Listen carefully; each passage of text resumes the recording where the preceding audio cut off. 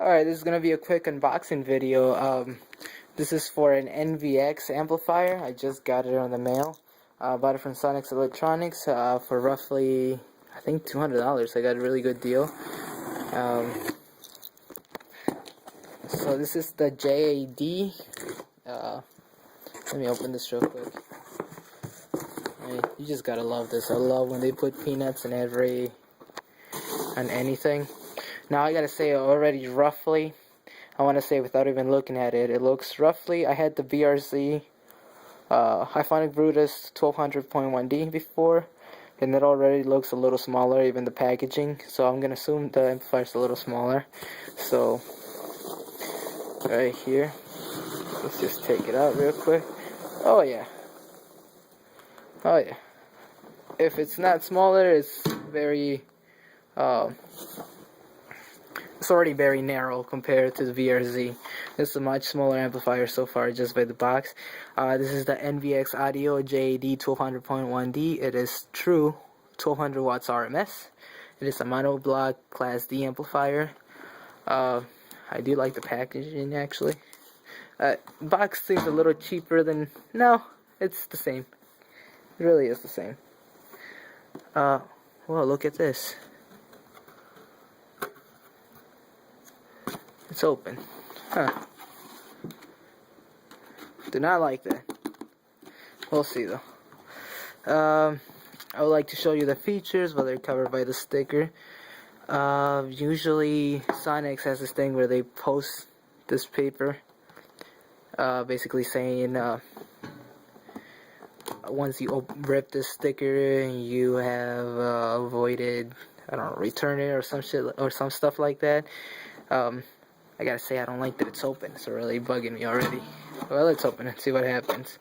So right here we have, right away, we have 3 fuses, 340 amp fuses, screws, and we have the manual, which we're more likely not gonna need it. We have the bass knob, the cable for the bass knob, the remote. Oh my god, this amplifier is, it is small. It is tiny. If you ever had a Brutus Hyphonics, you'll know their amplifiers are roughly, if not from here to here, and about the same length, if not a little bit longer, about roughly bigger than this. And I mean, this is almost my hand size. I mean, maybe I got 6-inch hands at most in length, and I can already grasp it. That is tiny. I love that so far. This is the bass control. Oh, first of all, I thought this was pretty cool. This is an adapter, and I have a thing where I don't like ripping packages. So give me 1 second. I'm gonna put the camera there.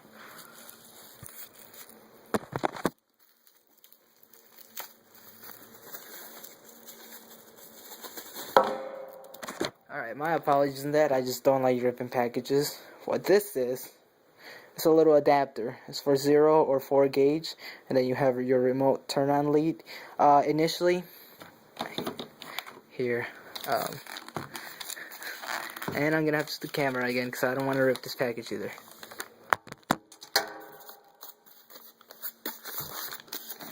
I gotta say, it's very tight already, very well packaged. It ain't moving anywhere.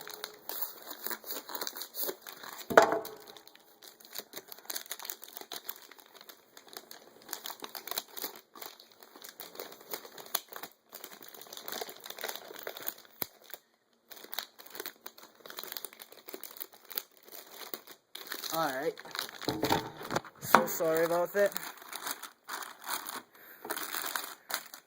It is very well packaged. I really love how it's packaged. Now I gotta say, already, just by the size of it, it is tiny. It is really, really small. And it's really thin too. It's narrow. Length and wise, about the size of any 4-channel amplifier at most. Width This is my box cutting knife. Is the little one from Craftsman. So if you have one, you can get an idea. It's maybe 3/4 of it. Actually, hold up. Let's close it. Roughly that big. 3/4. Fingers, they're roughly about 3 inches. So they're honestly roughly about 2 inches thick. That is incredible. On this side, we have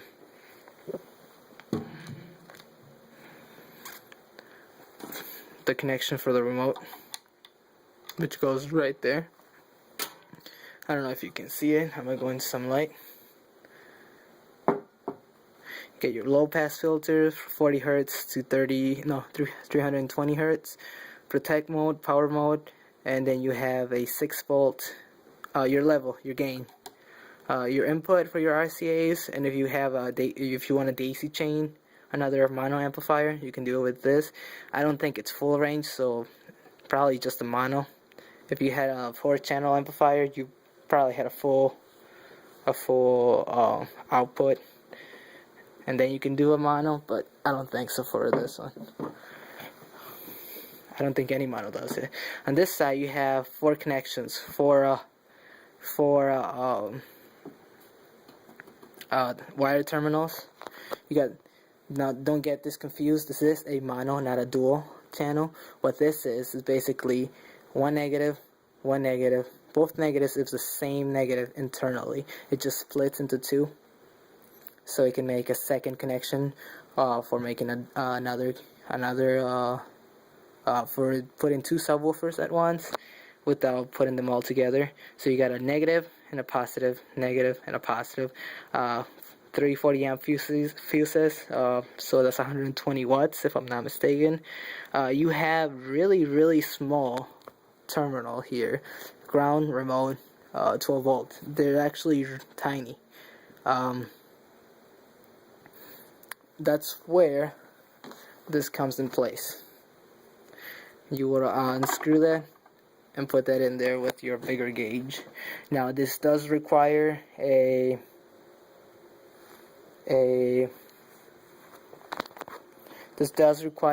4-gauge wire, and I think I have the camera upside down, so my apologies on that. Just realized that. So yeah, well, this is a really good amplifier so far. I already love the size of it, and I really can't complain. Alright, that will be it for today. Next video will be installing the amplifier and see how it sounds. I am told it's very similar already by the looks of it. It's very similar to what is that brand? Polk Audio. It's very similar in looks, and I've been told that it's made by a similar company. So I'm only hoping good out of it. And I'm also told it's a very efficient amplifier compared to the Hyphonics line. Hyphonics is made for for output compared to efficiency. For example, Alpine is more efficient. I think Alpine is probably the best one. I wanted an Alpine, but they're quite expensive. And you know what? I don't know if you guys have ever had a Hyphonics amplifier. This is plastic usually in the Hyphonics. This is all metal. All aluminum. Not one bit of plastic. I really like that. Very well built. So next video would be installing it and see how it goes.